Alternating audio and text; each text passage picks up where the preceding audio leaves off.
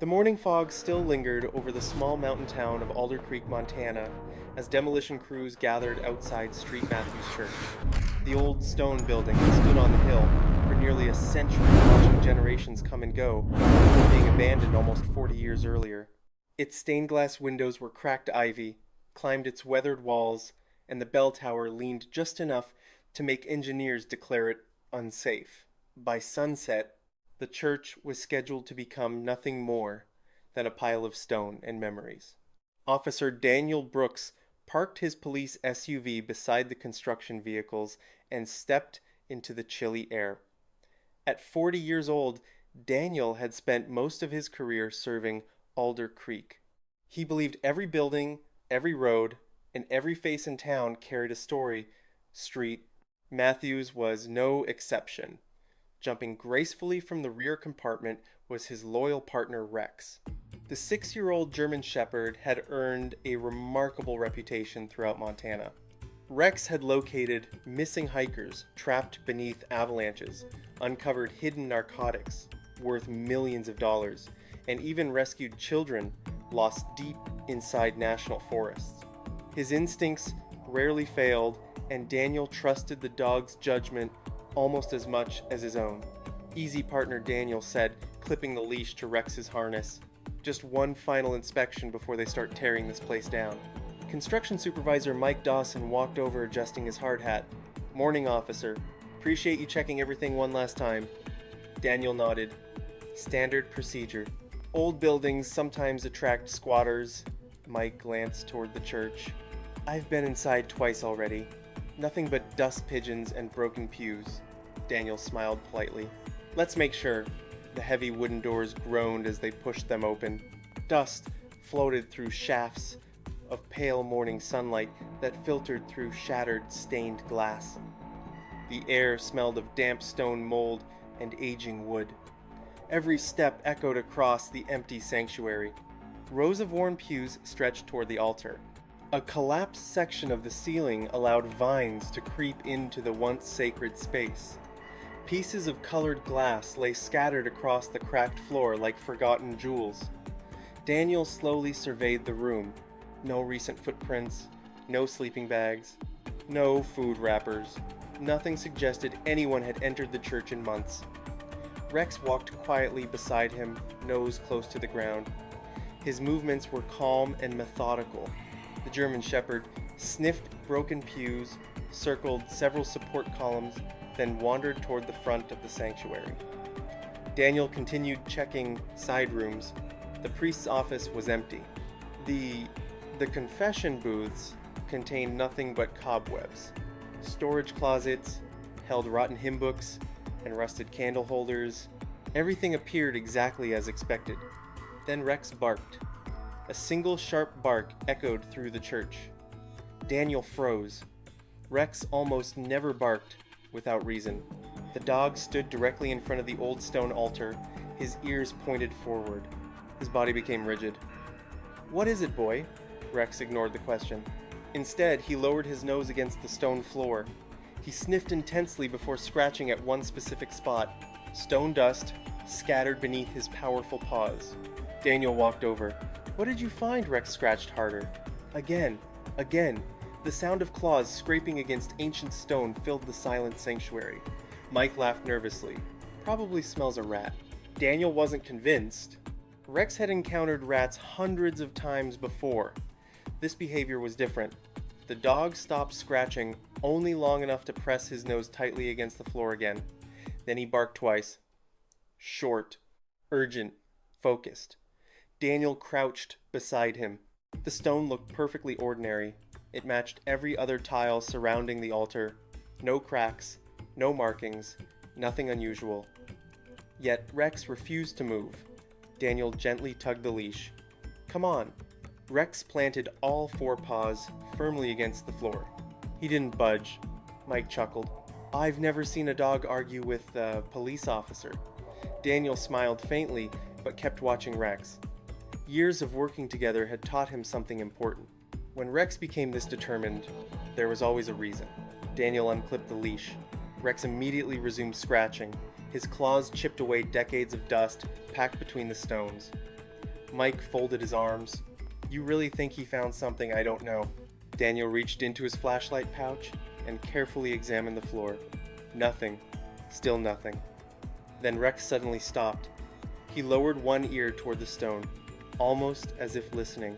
Daniel watched closely. The dog slowly placed one paw against a large square slab directly beneath the altar. He looked up at Daniel. His bright brown eyes never blinked. Daniel understood the silent message. He picked up a loose piece of broken wood from the floor. Then he gently tapped several nearby stones. Solid, solid, solid. Finally, he struck the stone Rex had chosen. Thunk. The sound was completely different. Not solid, hollow. Daniel and Mike exchanged surprised glances. Mike frowned. That doesn't sound right. Daniel tapped it again. The same deep, empty echo answered from somewhere beneath the ancient church floor. Rex let out a low growl, then began scratching even harder. For the first time that morning, Daniel wasn't thinking about demolition permits or abandoned buildings. He was thinking about one simple question. What had been hidden beneath Street Matthews Church all these years? For several long seconds, no one spoke. Officer Daniel Brooks tapped the stone again. The same hollow sound echoed beneath the church floor. Construction supervisor Mike Dawson slowly removed his hard hat and scratched his head. I've worked demolition for 22 years, he said quietly.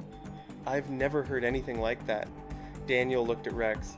The German Shepherd remained completely focused on the same stone slab. His ears stood high, his tail stayed perfectly still, and his nose remained only inches above the floor. He's certain, Daniel murmured. Mike called two workers inside the church. Bring me a pry bar. Carefully. Within minutes, a long steel bar was slid beneath the edge of the ancient stone. The first attempt failed. The slab barely moved. Years of dirt and moisture had sealed it tightly into place. The second worker pushed harder. A deep grinding sound filled the sanctuary. Dust poured from the narrow gap as the stone slowly lifted. The stale air rising from below carried a strange smell. Not mold. Not sewage. Something much older. Cold. Dry. Forgotten. The workers stepped back. Daniel aimed his flashlight into the opening. Instead of dirt, there were stone steps, perfectly carved, leading into darkness. Mike stared in disbelief. There's a basement. Daniel slowly shook his head. The church blueprints never mentioned one. Rex immediately stepped toward the opening. Daniel caught his harness. Easy. The officer switched on a stronger flashlight and shined it downward. The staircase disappeared nearly 20 feet below the sanctuary. Stone walls lined both sides. No electrical wires, no pipes, no signs of modern construction. Whatever this place was, it had been built with the church itself. Or perhaps even earlier. Daniel radioed dispatch.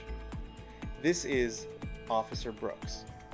I've located an undocumented underground chamber beneath Street Matthews Church. I'm requesting historical records and one additional officer. Dispatch acknowledged immediately. Mike looked nervous. You think somebody's down there? Daniel answered honestly. I don't know, but we're gonna find out. He unclipped Rex's leash. Search!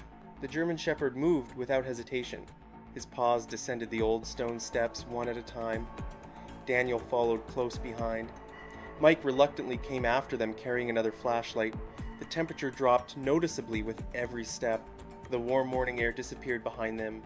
Only silence remained. At the bottom, the narrow staircase opened into a surprisingly large underground corridor. The ceiling was supported by thick stone arches. Dust covered every surface. Spider webs stretched from wall to wall. Nothing appeared disturbed. Rex walked slowly ahead, nose constantly working. His breathing remained calm. Daniel noticed something unusual carved into the walls. Small stone crosses, simple symbols. Some were nearly invisible beneath decades of dust. Mike brushed one with his glove. I've never seen this before. Daniel photographed each carving. The corridor continued for nearly 50 feet before ending at a heavy wooden door reinforced with rusted iron straps. The wood had darkened with age, but remained remarkably solid. No handle, only an old iron ring. Daniel pulled carefully. The hinges groaned. The door slowly swung inward. A small, underground chamber appeared beyond. Unlike the corridor, this room contained almost nothing. No furniture, no shelves, no crates, only bare stone walls. And something sitting alone in the exact center, a large metal box, nearly 4 feet long, dark gray, covered in decades of dust. Its surface showed patches of rust, yet it remained completely intact. There were no markings except a single raised cross engraved into the lid. No visible keyhole, no combination dial, no manufacturer. Nothing explained why such a box had been hidden beneath an abandoned church. Rex approached cautiously. He circled the box once, then twice, instead of barking.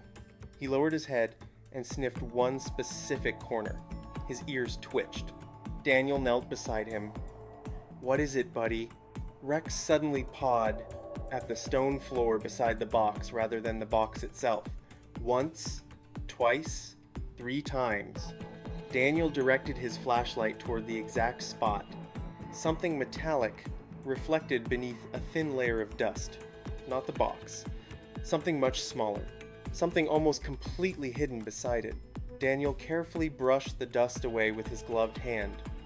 A narrow strip of tarnished brass slowly appeared from beneath the dirt.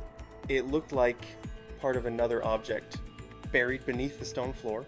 Officer Daniel Brooks carefully brushed away the remaining dust from the narrow strip of tarnished brass embedded in the floor. "What is that?" Mike whispered. Daniel ran his gloved fingers around the edges. "It isn't part of the stone." Rex watched every movement, his ears alert, and his eyes fixed on the object. Unlike before, he didn't bark or scratch. He simply stood motionless, as though waiting for Daniel to understand what he had already discovered. Using the tip of his pocket knife, Daniel gently loosened the dirt packed around the brass strip. A small rectangular plate slowly emerged. It was no bigger than a notebook. Years of grime had almost hidden it completely. Daniel lifted it carefully. Beneath it was a narrow metal compartment built directly into the floor. Inside rested a rusted iron lever. Mike frowned. "A hidden mechanism," Daniel nodded. "It certainly looks that way." He hesitated for a moment. "No one touch anything." Before pulling the lever, Daniel photographed every angle of the compartment and radioed dispatch again. "We've located what appears to be a concealed mechanical device beneath the church. Continue documenting this site as a potential historical location." "Copy that," dispatch replied. Daniel looked toward Rex. The German shepherd remained calm. If anything, he seemed more relaxed than before, almost as though this was exactly what he had wanted them to find. Daniel slowly wrapped both hands around the iron lever. It resisted at first. Rust had nearly frozen it in place. He pulled harder. With a loud metallic groan, the lever finally moved. For a brief second, nothing happened. Then an echo rolled through the underground chamber. A deep clunk sounded somewhere beneath the stone floor. Everyone froze. The large metal box vibrated almost imperceptibly. Mike's eyes widened. "Did you see that?" Daniel nodded. "I did." The box hadn't opened, but something inside its locking mechanism had clearly shifted. They approached cautiously. Daniel examined every side of the box with his flashlight. The thick steel walls showed no visible seams except the lid. Still no keyhole. Still no handle. Then he noticed something different. A narrow slot had appeared beneath the engraved cross. It had not been there before. Mike leaned closer. "That wasn't visible 5 minutes ago." "No," Daniel replied. It wasn't. The slot measured only a few inches long. Too narrow for a normal key. Too precise to be accidental. Daniel tried inserting the tip of his pocket knife. It went in barely half an inch before stopping. "This isn't designed for a blade." Rex suddenly stood and walked to the opposite side of the room. He lowered his nose to the floor and began sniffing along the wall. Daniel followed. What now? The German Shepherd traced the base of the stone wall for several feet before stopping beside a loose-looking block. He sniffed it repeatedly, then looked back at Daniel. Mike laughed softly. I think he's leading the investigation, Daniel smiled. Honestly, he usually does.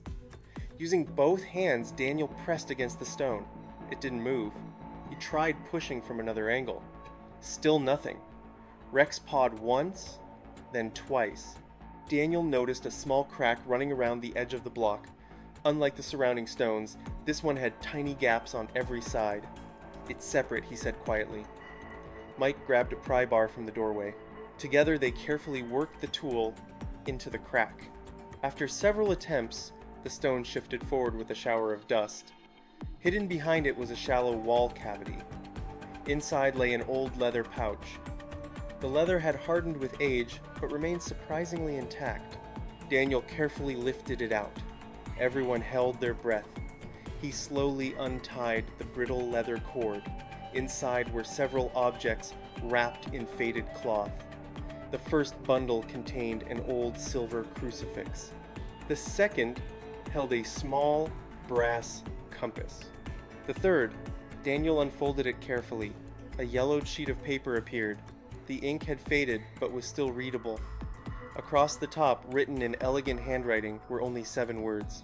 The second key must never be separated. Mike looked confused. Second key, Daniel searched the pouch again. Nothing else. No key, no explanation, only the mysterious note. He folded the paper carefully. If there's a second key, then there must be a first.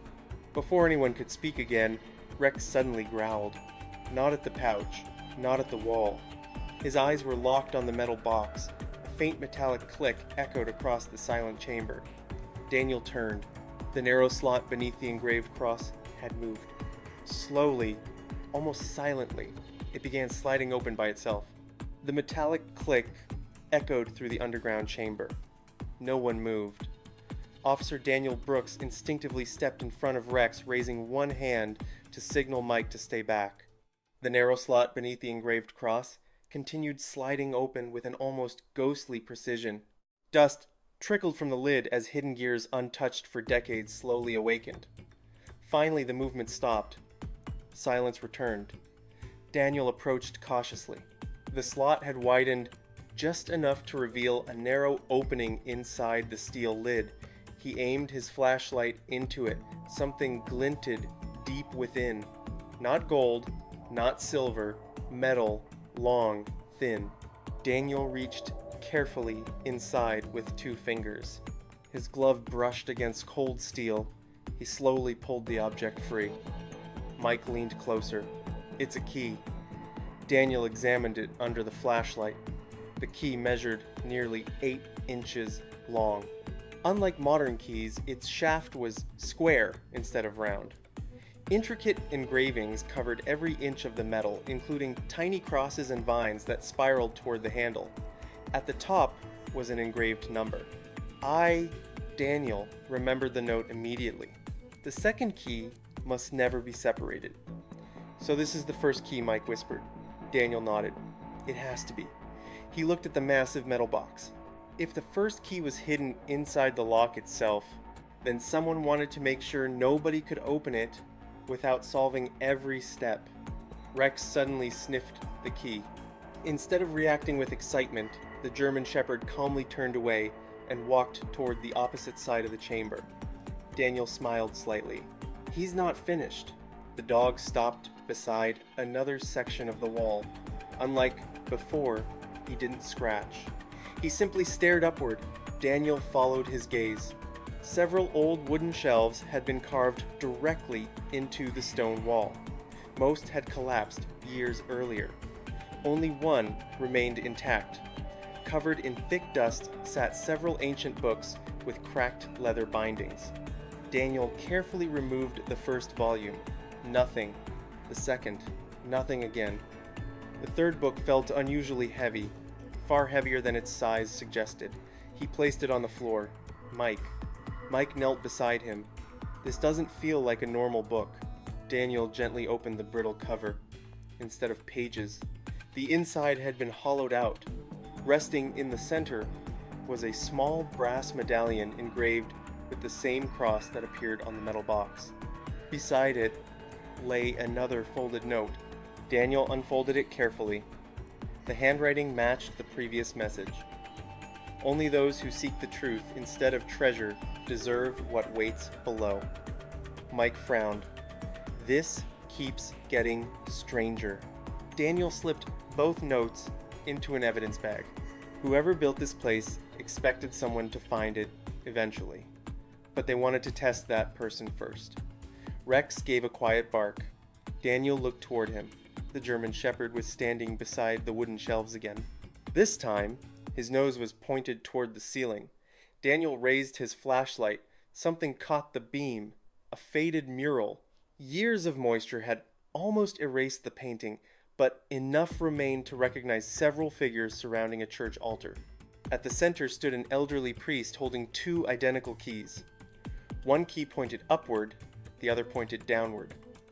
Beneath the painting were several Latin words. Daniel couldn't read them. Mike took a photograph. My wife teaches history. Maybe she'll recognize it. Daniel nodded. Send it to the county historical office too. As Mike stepped away to make the call, Daniel continued studying the mural. One detail immediately stood out. The two keys were connected by a short chain, exactly as the mysterious note had warned. The second key must never be separated. Daniel looked down at the single key in his hand. Where are you hiding the other one? Before he finished speaking, Rex walked back toward the large metal box. He circled it once, then twice. Instead of stopping beside the lid, he lowered himself to the floor and slid one paw beneath the box. Daniel watched carefully. What is it? Rex pulled his paw back. His claws scraped against stone. A faint metallic sound answered, not from inside the box, from underneath it. Daniel immediately dropped to one knee.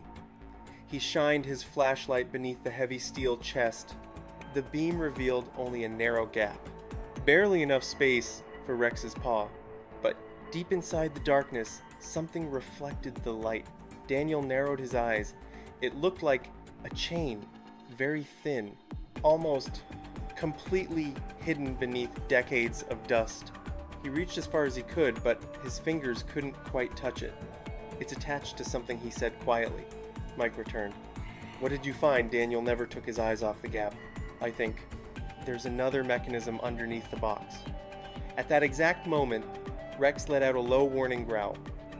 The chain beneath the chest suddenly became tight.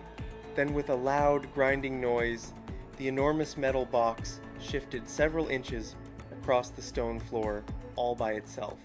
The massive steel box scraped across the stone floor with a deafening grind.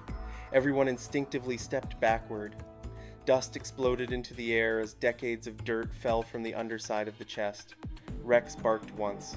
Sharp, confident. Daniel tightened his grip on his flashlight, his pulse quickening. No one touch it. Mike nodded immediately. I'm not going anywhere near that thing. The movement finally stopped. The box had shifted less than a foot, but it was enough. For the first time in decades, part of the stone floor beneath it was exposed. Daniel slowly knelt beside the opening.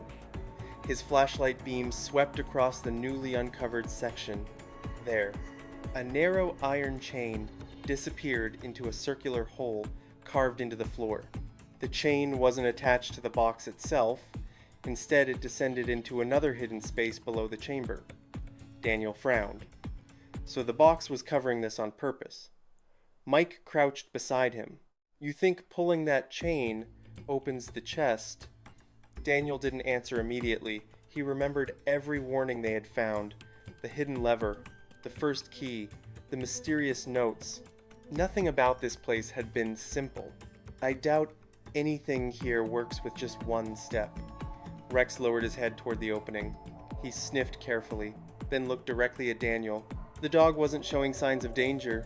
No growling. No defensive posture. Only quiet expectation. Daniel clipped the flashlight onto his vest and reached for the chain. It felt surprisingly smooth despite its age. He gave it the slightest tug. Nothing. He pulled harder. Still, nothing. "It won't move," Mike said. Daniel examined where the chain disappeared underground. "It isn't locked. It's under tension." Mike looked puzzled. "What does that mean?" "It means something on the other end is holding it." Daniel released the chain. It snapped back only a fraction of an inch before becoming tight again, almost as if a heavy weight was suspended below. Rex suddenly walked toward the far corner of the chamber. His nose traced the wall before stopping beside another loose stone. Daniel laughed softly. "I think he's already solved the next clue." Mike smiled. "I've stopped questioning him." The two men approached. Unlike the previous hidden compartment, this stone was much smaller. Daniel pressed against it. Nothing happened. Rex pawed twice. Daniel examined the surrounding mortar. One corner contained a tiny metal pin barely visible beneath years of dust. Using the tip of his knife, he pushed the pin inward. A soft click echoed inside the wall. The stone immediately swung open like a small door. Mike stared. Another compartment. Inside rested a beautifully carved wooden box no larger than a jewelry case. The wood had darkened with age but remained perfectly preserved. Daniel carefully lifted it out. Unlike everything else, they had found this box carried no religious symbols. Instead, its lid displayed an engraving of two hands joined together. Beneath them were three words: faith, truth, trust. Daniel slowly opened the lid. Inside lay a delicate silver chain attached to it. Another key, nearly identical to the first, except this one bore the Roman numeral 2. Mike let out a slow breath. The second key, Daniel immediately remembered the mural. The two keys connected together. He searched the wooden box again. Folded beneath the silver chain was another handwritten note. The ink remained remarkably clear. "Only together may they awaken what has slept below." Daniel held both keys side by side. Their handles matched perfectly. Each contained a small notch facing inward, almost as though they were designed to connect. Mike pointed. "Look at the handles." Daniel turned one key sideways. The two pieces fit together flawlessly. A tiny locking pin clicked into place. Now they formed a single double-ended key. Neither man spoke. The craftsmanship was extraordinary. Whoever created this mechanism had expected someone to reunite the keys decades, perhaps centuries later. Rex walked back toward the steel box. He sat beside it without making a sound. Daniel followed.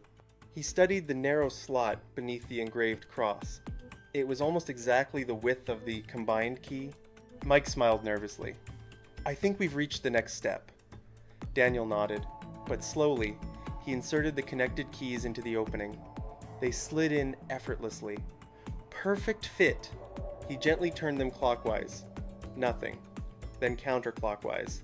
A deep, metallic clunk echoed inside the chest. Hidden gears began turning somewhere beneath the lid.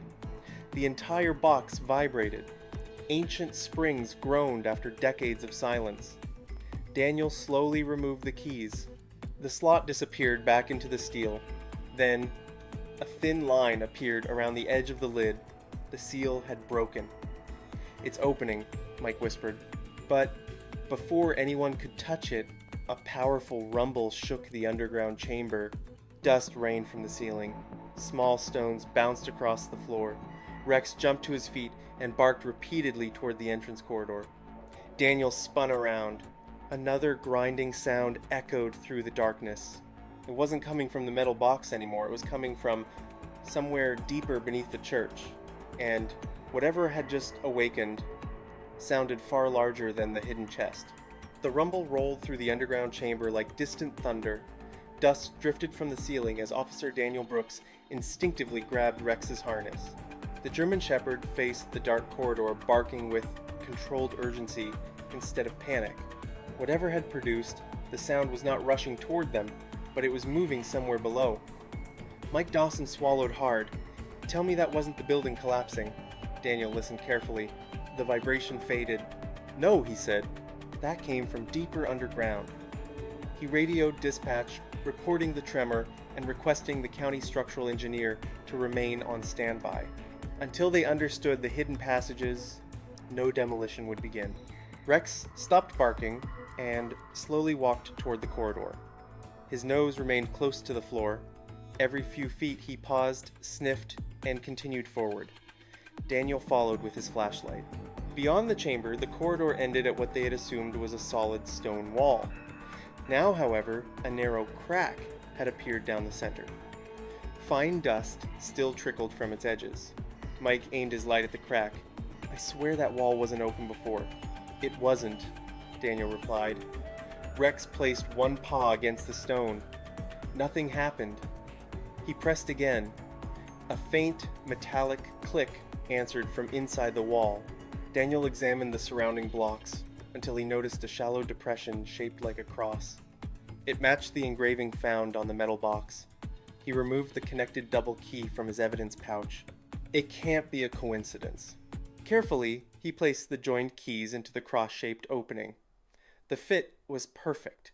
He turned them together, hidden gears groaned, the wall shuddered. Slowly, the enormous slab slid sideways, revealing a narrow passage that descended even farther beneath the church. A rush of cold air escaped from the darkness. It smelled dry, ancient, and untouched. Mike stared in disbelief. "How many secrets did this church have?" Daniel smiled faintly. "We're about to find out." The passage was barely wide enough for two people. Stone steps curved downward until they opened into a circular chamber unlike anything they had seen before. The room was perfectly preserved. Stone pillars surrounded a carved platform in the center. Old lantern brackets still hung on the walls. Although long extinguished, they suggested people had once gathered here. Rex circled the platform. His pace slowed. He sniffed carefully before stopping beside a carved pedestal. Resting on top was a leather-bound journal, sealed inside a cracked glass case. Daniel carefully lifted the lid. The leather remained dry despite its age. Embossed across the cover were the words, "Keeper of Street Matthews." Daniel opened the first page with great care. The handwriting was elegant. The date at the top read the 17th of October, 1958. He read aloud, "If these words are ever found, then rest has not failed you. The truth beneath this church was never buried for wealth but to protect innocent lives." Mike folded his arms. So, whoever hid everything expected someone to discover it eventually. Daniel nodded. They believed the truth would be safer in the future than in their own time. He continued reading. The journal described frightened families arriving at the church after sunset. Some had lost their homes. Others feared powerful men who wanted certain records erased forever. The priest wrote that every child deserved a chance to begin again, even if protecting them required keeping dangerous secrets hidden underground. There were no names, no addresses, only references to sealed documents stored inside the metal chest. Daniel carefully closed the journal, so the box contains evidence, not riches. Rex barked once toward another pedestal on the opposite side of the chamber. There, half hidden beneath dust, stood a small bronze bell. Its rope had rotted away decades earlier. Beside it was a carved inscription, "Ring only when the truth is safe." Daniel photographed the words before examining the pedestal itself. A narrow groove circled its base.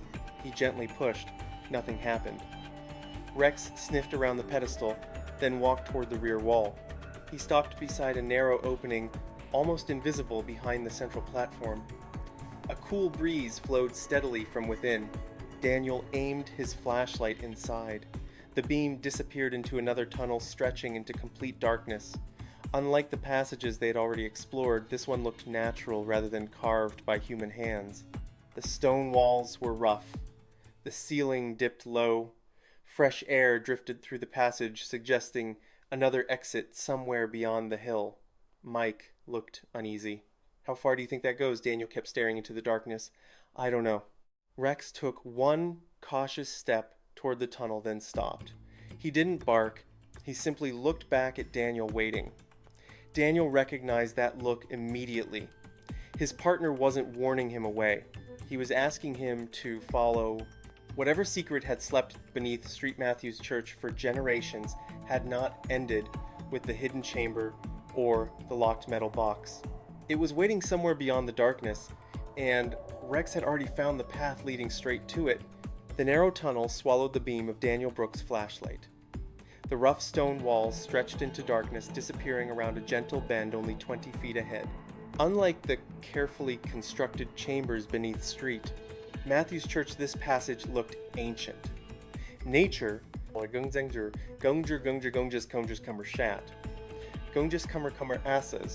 and Daniel, passage Daniel Brooks, looked down at Rex. You found another one, didn't you? The German Shepherd quietly wagged his tail once before stepping into the tunnel. Daniel followed close behind, while Mike Dawson remained only a few feet back. Every sound echoed differently here. Their footsteps no longer bounced from smooth stone walls. Instead, the uneven surfaces absorbed most of the noise, leaving only the steady breathing of the three explorers. A cool breeze drifted through the passage. Daniel noticed something unusual. Feel that Mike nodded. Fresh air, which means there's another opening somewhere. Rex continued walking with calm confidence. Every few yards he stopped, sniffed the ground, then continued. Nothing suggested danger, no growling, no signs of recent human activity. Only silence. After nearly 50 yards, the tunnel widened into a natural cavern. The ceiling rose almost 30 feet overhead. Long mineral formations hung like frozen waterfalls. Daniel slowly swept his flashlight across the walls. His breath caught. There were carvings everywhere, hundreds of names, some deeply engraved, others barely visible beneath decades of mineral deposits. Mike stepped closer. They're people. Daniel read several aloud. Sarah Collins, Joseph Martin, Elizabeth Moore. Each name was followed by a year. 1954, 1955, 1956, 1957, none extended beyond the late 1950s. Daniel photographed every section. These aren't random. They were recorded for a reason. Rex wasn't interested in the wall. Instead, he walked directly toward the center of the cavern. There stood a large stone table carved from solid granite. Unlike everything else underground, this table had been carefully polished. On its surface rested a thick layer of dust. Daniel brushed part of it away with his glove. A beautifully detailed map slowly appeared, not drawn on paper, carved directly into the stone. The map showed Alder Creek, the church, nearby rivers, old logging roads, several cabins, and dozens of small circles scattered throughout the surrounding mountains. Mike studied the carving. What are those circles? Daniel looked closer. Each one had a tiny cross beside it. No idea. He photographed the entire table before moving around it. Rex suddenly stopped near the far edge of the cavern. His ears stood straight. His nose pointed toward another object, almost hidden in shadow. Daniel approached carefully. An old wooden chest rested against the wall. Unlike the steel box beneath the church, this one wasn't locked. Its lid had partially collapsed with age. Daniel opened it slowly. Inside were dozens of rolled maps tied with faded ribbon, leather document cases, several journals. Everything remained perfectly dry. Mike carefully lifted one journal, the dates. Daniel looked. Every journal covered only a single year. 1953, 1954, 1955. They continued all the way through 1960. Daniel opened one at random. Most pages listed names, supplies, and short handwritten notes. Then one entry caught his attention. Family transferred safely before sunrise. Another read, new identity prepared. Daniel turned another page. Records secured beneath the church. He looked at Mike. I don't think this place was hiding treasure. Mike slowly nodded. It was hiding people. Daniel carefully placed the journal back into the chest. The realization changed everything. Whoever had built these underground passages hadn't been protecting wealth. They had been protecting lives. Perhaps dozens, perhaps hundreds. Rex barked once. Daniel turned. The German Shepherd was staring toward a narrow crack in the far wall. A beam of sunlight shined through it. The other exit, Mike whispered. They walked closer. The crack widened into a concealed opening hidden behind thick bushes outside the hillside. Fresh mountain air poured inside. Daniel stepped out first. The abandoned church stood several hundred yards away across the clearing. From outside, no one would ever suspect the tunnel connected to it. Mike looked back toward the hidden entrance. No wonder nobody found this place. Daniel nodded. It was designed never to be found. Just then, his police radio crackled. Officer Brooks, this is dispatch. We've located historical records concerning Street Matthews Church. Daniel pressed the transmit button. What did you find? There was a brief pause. Then the dispatcher spoke again, her voice noticeably quieter than before. According to state archives, the last priest assigned to Street, Matthews officially disappeared in November of 1959. Daniel frowned. We already knew that. Yes, sir. Another pause followed. But there's something we didn't know. The missing priest wasn't alone. There were 12 children reported missing the very same week. Silence filled the mountainside. Daniel slowly looked toward Rex. The German Shepherd calmly watched the abandoned church standing beneath the morning sun. The investigation had begun with one hidden metal box. Now, it had become the mystery of 13 people who had vanished without a trace. Officer Daniel Brooks lowered his radio without saying a word. 12 missing children, one missing priest. The discovery transformed the investigation into something far greater than anyone had imagined. What had first appeared to be an abandoned church hiding a mysterious metal box had become an unsolved case buried beneath decades of silence. Mike Dawson broke the silence. You think the priest took them? Daniel shook his head. I don't know, but nothing we've found suggests he was a criminal. Rex stood quietly beside the hidden tunnel entrance, watching the surrounding forest.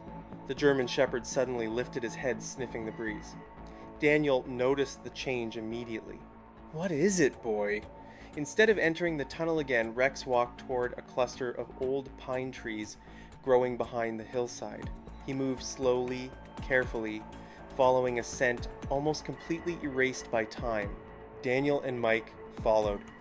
After nearly 50 yards, Rex stopped beside a weathered stone marker leaning against the base of a tree. Most of the inscription had been worn away by decades of rain. Daniel brushed away moss with his glove. Only a few words remained readable. For those who deserved another chance. Mike stared at the stone. That's not a grave. No, Daniel replied. It feels more like a memorial. Rex sniffed around the marker before pawing gently at the ground beside it. Daniel knelt. The soil was unusually soft despite the rocky hillside. Using a small folding shovel from the patrol vehicle, he carefully removed several inches of dirt.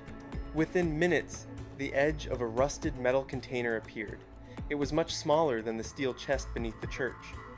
Daniel lifted it out. Inside rested a bundle of waterproof envelopes wrapped in oilcloth. Each envelope carried only a child's first name. No surnames, no addresses, just names. Emma, Jacob, Lily, Thomas. Daniel counted 12 envelopes, exactly 12. His heartbeat quickened. He carefully opened one. Inside was a birth certificate issued under one name.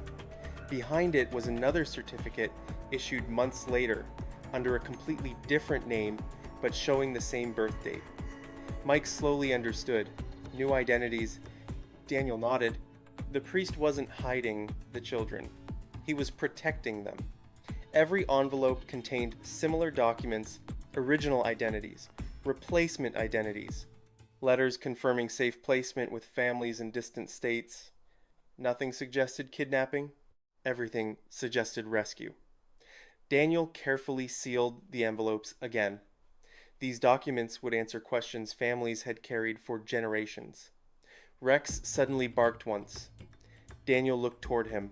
The German Shepherd was staring beyond the trees toward the abandoned church.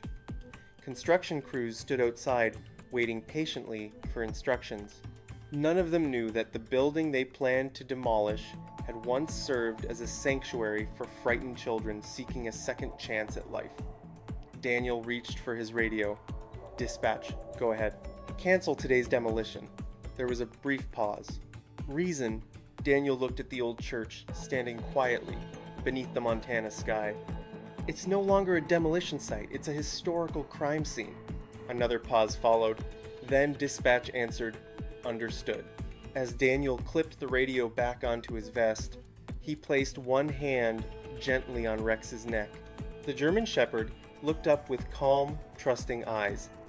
Without Rex's determination, none of the hidden chambers, journals, keys, or records would ever have been discovered. But Daniel couldn't shake one troubling thought. If every document they had found proved the children survived, then why had the priest himself disappeared without leaving a single trace?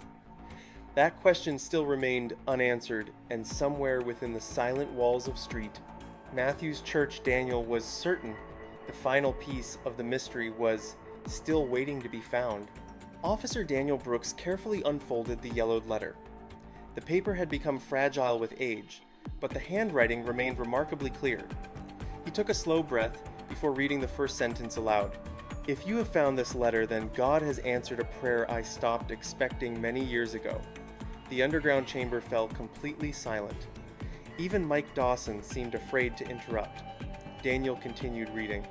"The children were never stolen, they were rescued." Mike slowly lowered his head. "So, we were right." Daniel nodded quietly. Every clue they had uncovered pointed to the same truth. The priest had never been protecting money. He had been protecting innocent lives. Rex lay calmly beside the old wooden chair, his ears turning toward Daniel's voice as he continued reading. Several powerful men demanded the names of the children whose families had disappeared. They claimed it was for official records. I knew they were lying. If those records were surrendered, the children would never truly be free.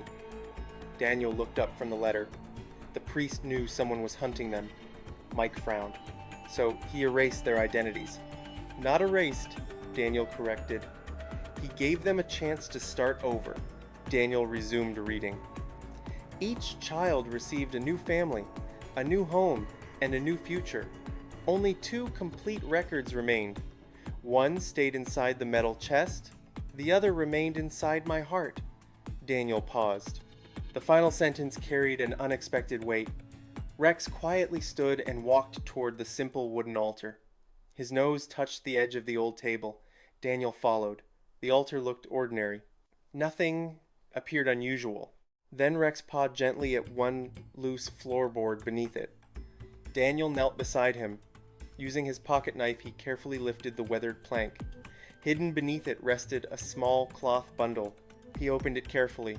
Inside was a simple wooden cross. Beside it lay an old photograph. Daniel brushed away decades of dust. The picture showed the priest standing outside Street Matthews Church. Around him stood 12 smiling children. Every child appeared healthy, safe, hopeful.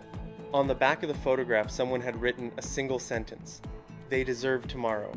Mike quietly removed his cap. "I don't think I've ever seen a photograph say so much." Daniel carefully placed the picture into an evidence sleeve. "It proves they were alive when they left." He searched the bundle again.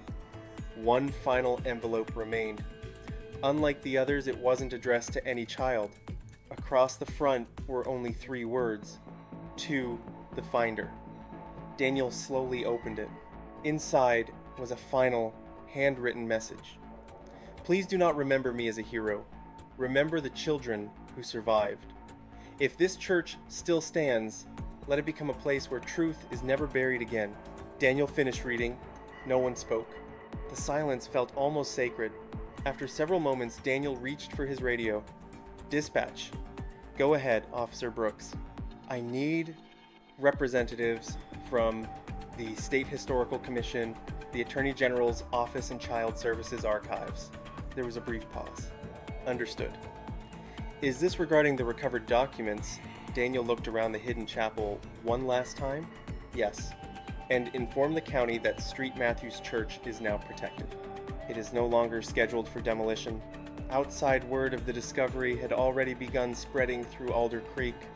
Residents gathered beyond the police barriers, wondering why construction had stopped. No one yet knew the remarkable story hidden beneath the old church." Daniel rested one hand on Rex's neck. The German Shepherd looked up with calm brown eyes. Without Rex's determination, the hidden chambers would have remained sealed forever. The 12 children's true history would have disappeared beneath rubble, and one brave priest's sacrifice would have been forgotten. But as Daniel carefully folded the final letter into its evidence sleeve, one question still refused to leave his mind. If every document proved the children escaped safely, who were the powerful men the priest had been protecting them from, and were their descendants still living in Alder Creek today? Months later, St. Matthew's Church looked very different. Instead of demolition equipment, visitors now found preservation crews restoring the weathered stone walls. Broken, stained glass windows were carefully repaired. The leaning bell tower was reinforced, and the underground chambers were protected as an official historical site. What had once been considered an abandoned building had become the most important landmark in Alder Creek. Officer Daniel Brooks returned on a crisp autumn morning with Rex walking proudly beside him. The German Shepherd paused before the church doors, looking toward the altar where the entire journey had begun. Daniel smiled and gently scratched behind Rex's ears. "You knew something was there all along," Rex answered with a quiet wag of his tail. Inside the church, local families gathered for a special ceremony. Historians, state officials, and reporters filled the restored sanctuary. Framed photographs of the 12 children stood beside copies of the recovered letters. Months of research had confirmed every identity. Every child had survived, grown into adulthood, and built a family under a new name. Several grandchildren had traveled from across the country to attend. Many had never known why their grandparents refused to discuss their childhood. Now they finally understood. The priest had sacrificed everything to give them a future free from fear. A new bronze plaque was unveiled beneath the altar. It read, "St. Matthew's Church, a place where courage protected the innocent. May truth always outlive fear." The audience remained silent for several moments before gentle applause filled the church. Daniel looked toward the front row. An elderly woman quietly wiped away tears before placing fresh flowers beneath the plaque. "They would have wanted this," she whispered. Outside, the mayor presented Rex with the town's highest civilian honor. A handcrafted medal hung proudly around the German Shepherd's neck. The crowd applauded as children stepped forward to pet the dog whose determination had uncovered a forgotten chapter of history. Daniel accepted no award for himself. Instead, he spoke only a few words. Heroes are not always remembered. Sometimes they are simply waiting to be found. He rested his hand on Rex's shoulder. And sometimes the one who finds them walks on 4 legs. The crowd smiled through their tears. As the ceremony ended, Daniel and Rex walked quietly toward the hill overlooking the church. Golden sunlight stretched across the valley below. The old bell rang for the first time in decades. Its sound echoed across Alder Creek, no longer as a reminder of loss, but as a celebration of truth. Daniel looked at his faithful partner. "Ready for the next case," Rex barked once. Together they walked down the hill, leaving behind a church that would never again hide its secrets, but would forever remind every visitor that the greatest treasures are not gold or jewels. They are courage, compassion, sacrifice, and the truth. Every visitor who entered afterward paused beneath the restored altar, remembering that one determined police dog had changed countless lives forever through unwavering loyalty and instinct.